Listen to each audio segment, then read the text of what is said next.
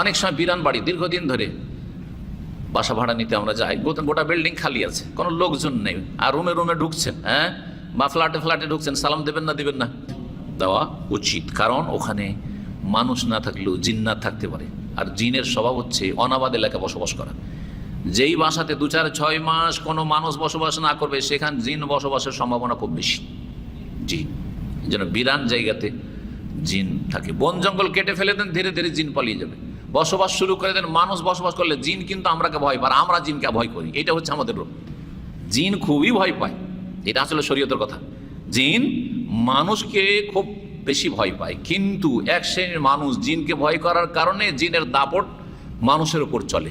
আর যে মানুষ মুমিন, দিনদার, পরেজগার, মুত্তাকি, কোরআন হাদিসের এলেম আছে, জিনকে ভয় করে না, যার তৌহিদ ঠিক আছে, তাকে দেখলে জিন ওইভাবে পালাবে যেভাবে উমর রাদিয়াল্লাহু তাআলাকে দেখলেই অন্য দিক থেকে শয়তান পালাইতো, যে এই গলি দিয়ে আর চলা যাবে না, পালা এখান থেকে। জিন তাড়াবার সহজ উপায় হচ্ছে জিকির আজকার করা। জিকির আজকারের মধ্যে বিসমিল্লাহ বলে জিন অন্ধ হয়ে যায়। জিনকে যদি অন্ধ করতে চান, জিন যেন আমাকে দেখতে না, বিসমিল্লাহ বলে দেন। টয়লেটে ঢোকার সময় বিসমিল্লাহ বলে দেন, জিন থাকলেও দেখতে পাবে না। করেন না? করেন না? করতে হবে, এগুলো করা উচিত। ক্ষতি করতে পারবে না, কারণ অন্ধ হয়ে গেছে, ও দেখতে পায় না তো কিছু। আল্লাহু আকবার বলেন যে কোনো সময়। আপনাকে ভয় লাগছে, একা আছেন, আল্লাহু আকবার, এমন চমকে উঠবে জিন যে পালাইতে দিশা পাবে না। এই যে নিউ মুসলিমরা যখন ইসলাম কবুল করে, আল্লাহু আকবার বলারই ফায়দা আছে, কারণ ওর কলবে বাসা করেছিল জিন শয়তানে। আল্লাহু আকবারের ধ্বনি শুনে জিন পালাতে দিশা পাবে না।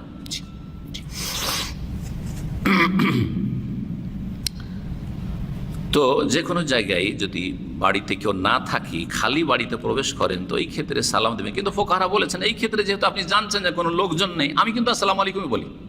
যখন তখন হোটেলে ঢুকতে হয়, আমি জানি যে হোটেলে কে থেকেছে, না কোনো কাফের থেকেছে, না কোনো বেদিন মদখোর থেকেছে, কে জানে, হ্যাঁ, কত পাপ হয়েছে এই হোটেলে রুমে, আল্লাহ ভালো জানে। সুতরাং বিসমিল্লাহ, আউযু বিকালিমাতিল্লাহি তাম্মাতি মিন শাররি মা খালাক। বিসমিল্লাহ বলার পরে আউযু বিকালিমাতিল্লাহি তাম্মাতি মিন শাররি মা খালাক, সমস্ত সৃষ্টির অনিষ্ট থেকে, জিন কেন, সমস্ত সৃষ্টির অনিষ্ট থেকে পানা চেয়ে নেওয়া আল্লাহর কাছে। তারপরে আরামসে আছি, কোনো চিন্তা নেই। জি, আর সালাম আলাইকুম বলি। প্রথমখানে ঢুকলে কি বলি? বলা উচিত সালাম আলাইকুম। তবে ফুকাহারা বলেছেন আসসালাম, যেহেতু মানুষজন নেই, সেজন্য আসসালামু আলাইনা ওয়া আলা ইবাদিল্লাহিস সালিহিন, আমাদের ওপর সালাম হোক, মানে নিজে কি সালাম দিলেন, আর আল্লাহর নেক বান্দাদেরকে সালাম দিলেন।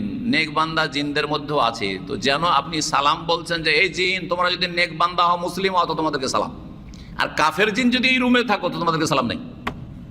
আসসালামু আলাইনা ওয়া আলা ইবাদিল্লাহিস সালিহিন, এগুলো ফুকাহাদের ইজতিহাদ, এইরকম কোনো দলিল পাইনি, আল্লাহু আলাম। তবে আসসালামু আলাইকুম বললেই যথেষ্ট।